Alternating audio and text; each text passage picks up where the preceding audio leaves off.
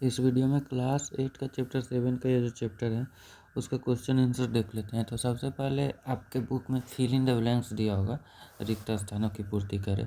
तो उसमें लिखा होगा, देखिए ये जानवरों को उसके प्राकृतिक आवास में सुरक्षित रखने का स्थान वन्य जीव अभयारण्य कहलाता है। ठीक है, खाली स्थान में होगा वन्य जीव अभयारण्य। ठीक है, उनके प्राकृतिक, जैसे कि वन्य जीव अभयारण्य में क्या होता है, जैसा कि ये देखिए ये क्या है, एक वन्य जीव अभयारण्य है। तो वन्य जीव अभयारण्य में क्या होता है, किसी भी जानवर को सुरक्षित रखा जाता है। ठीक है, वन्य जीव अभयारण्य में क्या होता है, उसके प्राकृतिक आवास में सुरक्षित रखा जाता है। अगला क्वेश्चन देखिए, जो प्रजाति केवल एक विशेष क्षेत्र में पाई जाती है उसे इंडेमिक यानी कि अस्थानिक किसी विशेष स्थान में ही पाया जाता है। जैसे कि ध्रुवीय भालू केवल ध्रुव पर ही पाया जाता है। ठीक है, और कहीं पर नहीं पाया जाता है, तो उसको बोलते हैं इंडेमिक स्थानिक प्रजाति। ठीक है, फिर उसके बाद अगला क्वेश्चन है, प्रवासी पक्षी दूर दराज इसलिए उड़कर जाते हैं क्योंकि वहाँ जलवायु संबंधी परिवर्तन होते हैं। मान लीजिए ऑस्ट्रेलियन बोल रहे हैं, साइबेरियन सारस। ठीक है, साइबेरियन सारस, तो साइबेरियन सारस कहाँ का होता है, साइबेरिया क्षेत्र से आता है जो कि रूस में है। ठीक है, और क्या होता है, वहाँ का मौसम ठंडी के दिन में ज़्यादा हो जाता है, मतलब ठंडा। तो वो कहाँ पर चला आता है, भारत में, चीन में, गर्मी वाले स्थानों पर। और भारत में मेनली भरतपुर को केवलादेव राष्ट्रीय उद्यान है, भरतपुर राजस्थान में, वहाँ पर आता है। ठीक है, गर्म स्थानों पर। क्यों, अपना प्रजनन करने के लिए या फिर वहाँ के मौसम संबंधी चेंजेस जो आता है उसके लिए। ठीक है, अगला देखते हैं, ये बता दिया। फिर उसके बाद देखिए, अब आपके बुक में अंतर स्पष्ट करना बताया, जैसे कि वन्य जीव अभयारण्य और जैव मंडल आरक्षित क्षेत्र यानी कि बायोस्फीयर रिजर्व के बीच में डिफरेंस बताना है। तो देख लीजिए डिफरेंस, वन्य जीव अभयारण्य और जैव मंडल आरक्षित क्षेत्र। सबसे पहले तो वन्य जीव अभयारण्य में प्राकृतिक आवास में सुरक्षा देते हैं। ठीक है, लेकिन जैव मंडल आरक्षित, जैव मंडल मतलब इतना बड़ा क्षेत्र है, गांव है, शहर, मतलब गांव है, जंगल है, इस जंगल को हम रिजर्व कर दिए जैव मंडल के लिए। ठीक है, अब यहाँ पर कोई नहीं जाएगा, कोई ज़्यादा एक्टिविटी नहीं करेगा, आदमी को यहाँ से जाने से पाबंदी लगा दिया गया। ठीक है, ये बहुत बड़ा क्षेत्र होता है। ठीक है, और मान लीजिए इसी जैव मंडल आरक्षित क्षेत्र में एक छोटा सा पार्ट यहाँ पर एक छोटा सा चिड़ियाघर टाइप का बना दिया है। ठीक है, तो ये हो गया वन्य जीव अभयारण्य, जहाँ पर आदमी आएंगे, अपना यहाँ पे शेर देखेंगे, यहाँ पे कुछ देखेंगे, ये तो हो गया वन्य जीव अभयारण्य। ठीक है, लेकिन इतने बड़े क्षेत्र को रिजर्व कर दिए हैं, आरक्षित कर दिए हैं, तो ये जैव मंडल आरक्षित क्षेत्र है। मान लीजिए पूरा जंगल है, इधर जंगल है, तो इधर कहीं पर शेर है, कहीं पर हिरन है, कोई हमको टेंशन नहीं, बस शेर हिरन इधर उधर घूम रहे हैं। ठीक है, जिस जीव को जो मन वो कर रहा है, तो ये जैव मंडल आरक्षित क्षेत्र ये पूरा हो गया। ठीक है, जिसमें ये राष्ट्रीय उद्यान अभयारण्य सारा आता है। ठीक है, तो इसका आंसर जानवरों को प्राकृतिक आवास में सुरक्षा देता है, और ये बहुत बड़ा क्षेत्र होता है। देखिए जैव मंडल आरक्षित क्षेत्र बहुत बड़ा होता है, और पौधे, जानवर, जनजाति सभी को सुरक्षित देता है। मान लीजिए यहाँ पर छोटा सा गांव भी होगा जिसमें आदमी सब रहता होगा, तो ये जैव मंडल आरक्षित क्षेत्र हो गया। ठीक है, फिर अगला इसमें देखिए, कुछ मानव गतिविधियाँ अनुमति होती है। ठीक है, वन्य जीव अभयारण्य में। ठीक, वन्य जीव अभयारण्य में कुछ मानवीय गतिविधियाँ, मतलब कुछ आदमी कुछ कर सकता है, घूम फिर सकता है, लेकिन यहाँ पर जैव मंडल आरक्षित क्षेत्र में इधर कोई भी गतिविधि नहीं कर सकता है। ठीक है, मानव गतिविधियाँ लगभग प्रतिबंधित होती है जैव मंडलीय पूरा आरक्षित क्षेत्र में। और देखिए वन्य जीव अभयारण्य छोटा होता है, लेकिन ये जैव मंडल आरक्षित क्षेत्र बहुत बड़ा होता है, इसमें राष्ट्रीय उद्यान अभयारण्य दोनों शामिल होते हैं। अगला देखते हैं, चिड़ियाघर और वन्य जीव अभयारण्य यानी कि राष्ट्रीय उद्यान और वन्य जीव अभयारण्य। ठीक, तो देखिए चिड़ियाघर आप देखते होइएगा, घूमते होइएगा, तो यहाँ पर क्या रहता है, आदमी पिंजरा में, मतलब जानवर पिंजरा में रखता है, लेकिन वन्य जीव अभयारण्य में नहीं, जानवर को खुला छोड़ देते हैं एक जगह में, ठीक है, छोटे से जगह में या बड़े से जगह में उसको बंद मतलब एक जंगल है उसको चारों तरफ से घेर दिए तो वन्य जीव अभयारण्य हो गया। उसमें अपना जानवर घूमते रहता है इधर उधर, ठीक है।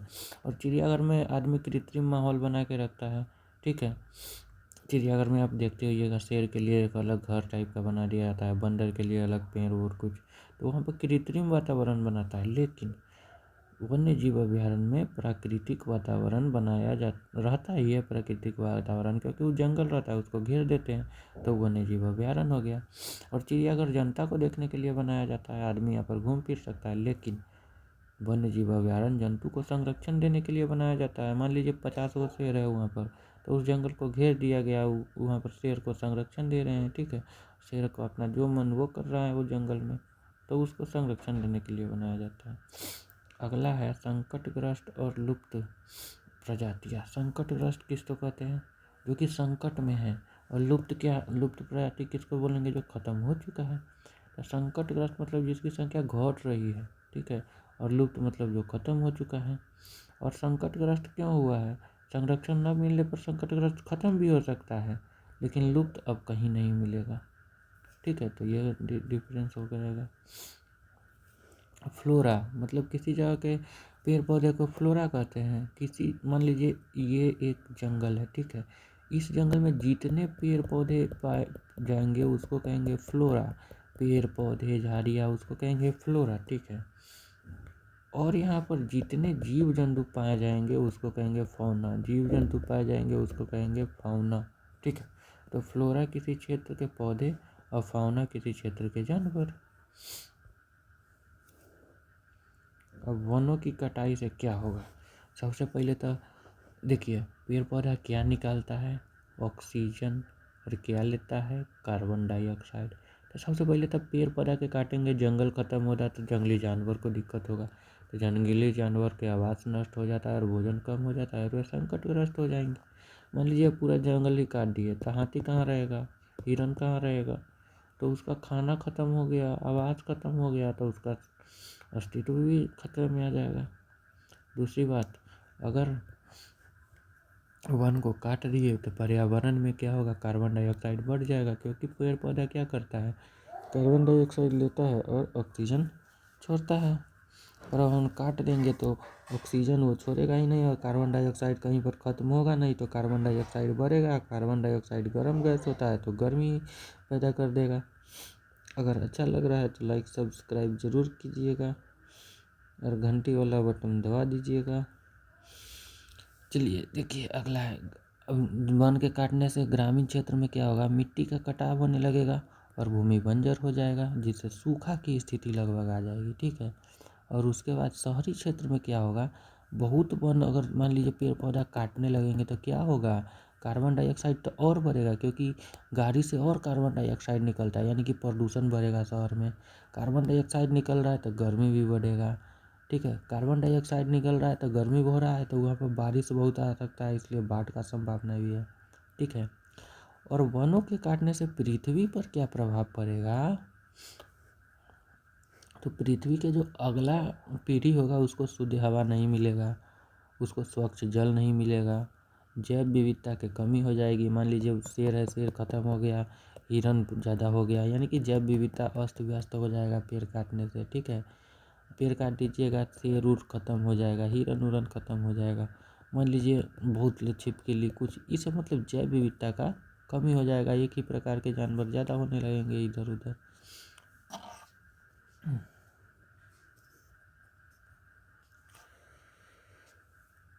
अगला देखिए, क्या होगा यदि हम पेड़ों को काटते रहें?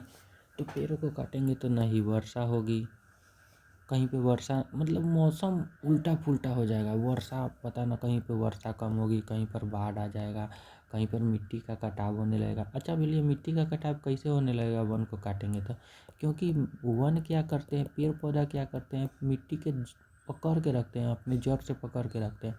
आप देखते होइएगा बहुत सारा अगर घास हो गया तो वहाँ पर बारिश भी होता है तो वहाँ का मिट्टी एक जगह से दूसरी जगह नहीं दहाता है, लेकिन जहाँ पर घास नहीं है वहाँ बारिश होने पर मिट्टी दहा जाएगा। यानी कि अगर पेड़ पौधा होगा तो कटाव नहीं होगा, अगर पेड़ पौधा मतलब पेड़ पौधा होगा तो कटाव नहीं होगा, और पेड़ पौधा नहीं होगा तो कटाव होने लगेगा।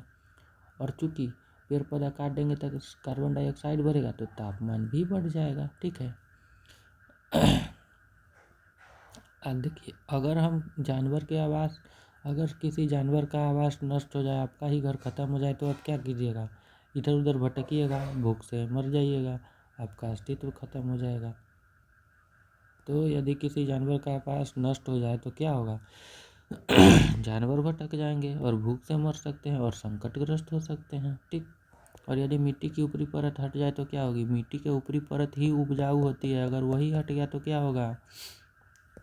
मिट्टी का उपजाऊपन पूरा खत्म हो जाएगा। और मिट्टी का ऊपरी परत पकड़ के रखता है, अगर हट जाएगा तो वहाँ का भूमि धीरे धीरे कटाव होने लगेगा।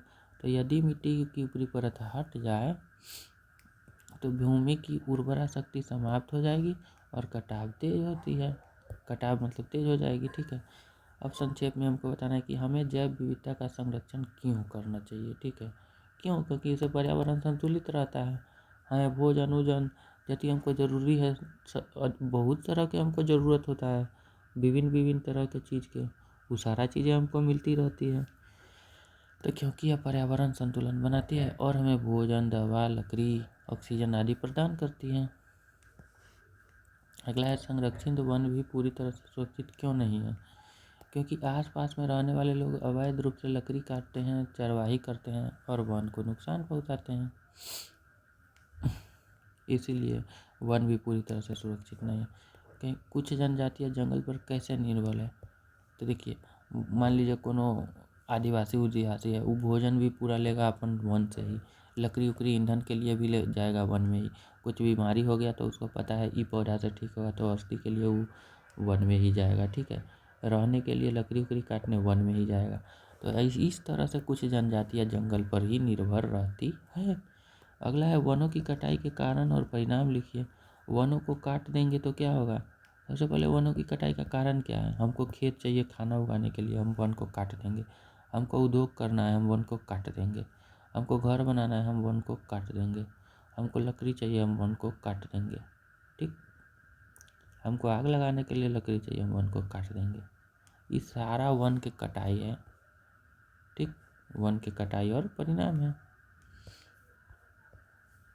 परिणाम कहाँ? हाँ, तो देखिए, तो ये सारा वन के क्या हुआ है? कारण है। अब परिणाम देखिए, अब वन के काट देंगे क्या होगा? कार्बन डाइऑक्साइड बढ़ेगा। कार्बन डाइऑक्साइड बढ़ेगा तो क्या होगा? गर्मी बढ़ेगा। गर्मी बढ़ेगा तो क्या होगा? ग्लोबल वार्मिंग बढ़ेगा। ठीक है। वन को काट देंगे तो उसका जड़ क्या पकड़ के रखता है? मिट्टी को। और वन ही काट देंगे तो इसका जड़ नहीं रहेगा तो मिट्टी दह जाएगा। वन को काट देंगे, पर्यावरण असंतुलित हो जाएगा, कहीं पर बाढ़ हो जाएगा, कहीं पर सुखाड़ हो जाएगा। ठीक है। वन काट देंगे, वहाँ का मिट्टी एक जगह से दूसरे जगह दह जाएगा, वहाँ का मिट्टी बंजर हो जाएगा, भूमि बंजर हो जाएगा। अगला देखते हैं, रेड डाटा बुक क्या है? रेड डाटा बुक वो बुक था जिसमें सभी लुप्त प्राय यानी कि जो संकटग्रस्त जानवर है उसका नाम रखा जाता था, ताकि उससे पता चल सके किस जानवर को संरक्षित करना है। तो यह पुस्तक संकटग्रस्त पौधे और जानवरों का विवरण रखता है। और प्रवासन, माइग्रेशन क्या होता है? हम बोले ना आपको, पशु पक्षी जानवर अपना भोजन, प्रजनन, ये सब के लिए हर वर्ष एक जगह से दूसरी जगह चल जाता है मौसम संबंधी दिक्कत के कारण, तो उसे प्रवासन कहते हैं। अगला है, क्या उद्योग और आश्रय के लिए पेड़ काटना उचित है?